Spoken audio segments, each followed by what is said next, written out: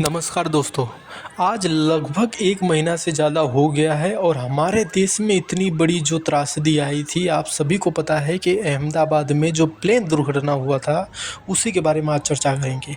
और आज एक-एक तथ्य को सामने रखकर देखा जाएगा कि 1 महीने के बाद भी क्या सरकार ने एक्शन लिया, क्या नहीं लिया।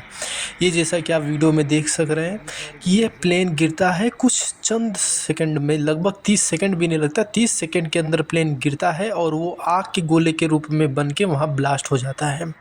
तो आज हम एक-एक तथ्य के बारे में हम यहाँ चर्चा करेंगे, इसलिए आप वीडियो में बने रहिएगा। अगर वीडियो में नए हैं तो ज़रूर सब्सक्राइब करिए चैनल, हम इसी तरह की अब खबर लाने वाले हैं। तो ये सभी मलबा जो आप ये भी वीडियो में देख रहे हैं, ये पूरी रियल घटना है और ये आपको जो इमेज में रख रहा हूँ, ये आपको विचलित कर सकती है, लेकिन ये आपको जानना आज बहुत ज़रूरी है। तो चलिए शुरुआत करते हैं, एनालिसिस करते हैं एक-एक चीज़ का। अहमदाबाद इंटरनेशनल एयरपोर्ट जगह थी और वहाँ से लगभग 1:10 पर ये प्लेन रवाना होने वाली थी, लेकिन एक्चुअल डिपार्चर होता है 1:38 पर। ठीक है, एयर इंडिया का ये विमान था और फ्लाइट नंबर थी एयर इंडिया 171। ये बोइंग का ये प्लेन है 787 और उसका ड्रीम लाइनर कहा जाता है। ये बोइंग का ये जो प्लेन है, इसको ड्रीम लाइनर के रूप में जाना जाता है। तो हम ये देखते हैं कि जो गूगल सैटेलाइट्स में जो ये प्लेन की जो संरचना, जो प्लेन जो चलती है, उसका जो डाटा रिकॉर्ड में पता चलता है, जैसा कि आप ये प्लेबैक देख रहे हैं कि ये कुछ सेकंड का ही है। लगभग 6.25 फीट तक ही एल्टीट्यूड उसने हासिल कर पाया था प्लेन। कुछ ही चंद सेकंड में ही वो उड़ा और वहाँ पे ब्लास्ट हो गया। तो ये एयरपोर्ट से जैसे निकला, आप समझिए कि 1 से 1.5 किलोमीटर का भी उसने दूरी तय नहीं किया था, उसके बाद वो गिर गया। अभी इसमें कह रहे हैं, अभी अलग-अलग जांच एजेंसीज, आपको मैं अभी बताऊंगा कि ब्लैक बॉक्स में क्या रिजल्ट आया और वो किस तरह से ये खेल इंडिया के साथ, भारत के साथ खेला जा रहा है। तो ये देख सकते हैं कि ये रनवे है। ये अहमदाबाद एयरपोर्ट का ये रनवे, मैं आपको रनवे दिखा दे रहा हूँ। ये तैयार करने के लिए बहुत मेहनत लगी थी। तो ये जो आप रनवे देख रहे हो, मैं आपको ये पूरी डिटेल बताता हूँ। ये रनवे से महज कुछ ही मीटर की दूरी पर, ये देखिए, ये मेरा कर्सर आप देखिए, ये जो मैं कर्सर यहाँ पे राउंड राउंड कर रहा हूँ, यही जगह पे प्लेन आके टकराया था। अब जैसे कि इसमें आप देख सकते हैं कि ज़्यादा दूरी इसकी नहीं है। यहाँ पे ये जो जगह है, यही वो बिल्डिंग है। ये वहाँ का हॉस्टल था। यहाँ पर ही उनका डाइनिंग में हॉल था, लंच का। ये देखिए, जैसे कि ये मेस था वहाँ का। ये जो कि नर्सिंग में जो लोग काम करते हैं, डॉक्टर लोगों का ये मेस था। और ये मेस के सामने ही ये जो मेस वाली ये पूरी जगह है, ये जो आप देख रहे हैं, और ये जो 4 बिल्डिंगें देख रही है, यहाँ पे वो लोग रहते थे।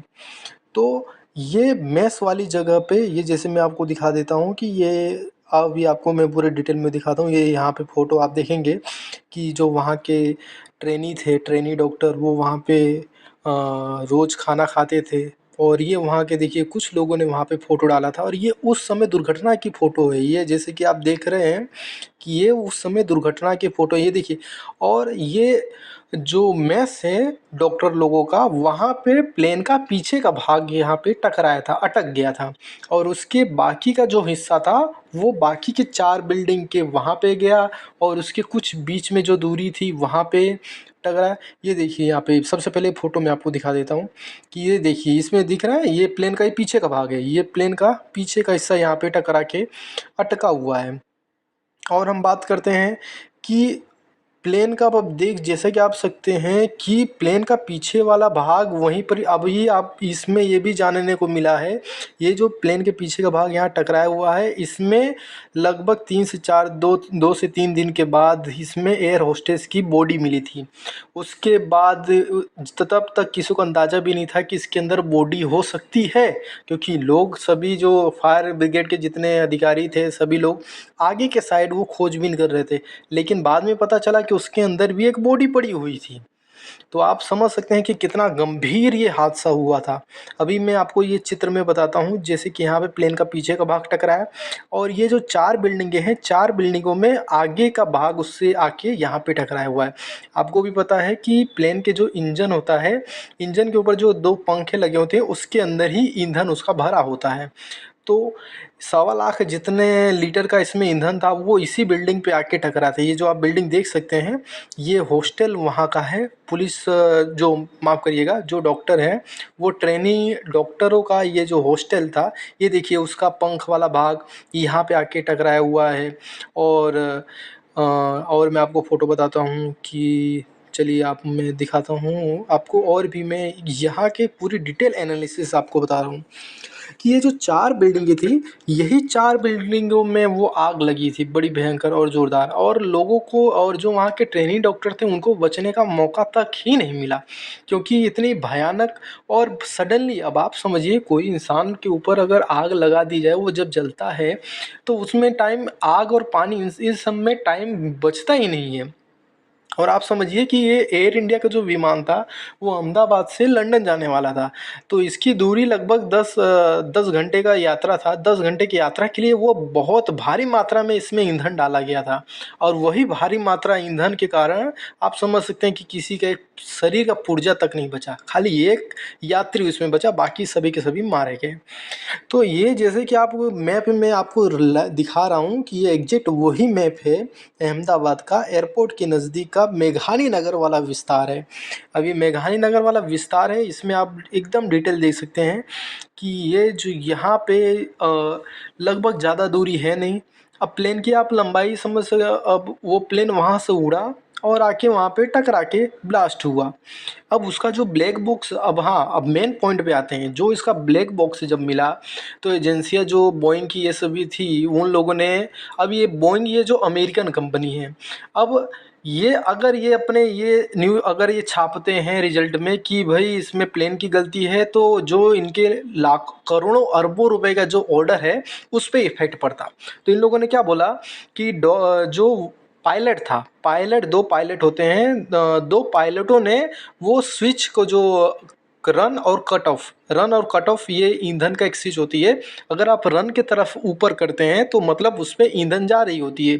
तो इन शॉर्ट आप समझिए जैसे कि अपने बाइक के अंदर वो नीचे होता है ना, क्या बोलते हैं, कोक, नीचे कोक वाला होता है जो ऊपर और नीचे करते हैं कि अगर ईंधन को जाना हो तो कोक ऊपर कर दिया जाए फिर नीचे। ऐसे ही उसमें रन और कट ऑफ होता है कि अगर रन पे है तो समझिए कि ईंधन जा रहा है, हमने अलाउ कर दिया कि आप इंजन में ईंधन भेजिए, और कट ऑफ का मतलब होता है कि हमने ईंधन को रोक दिया कि इंजन तक नहीं जाना चाहिए।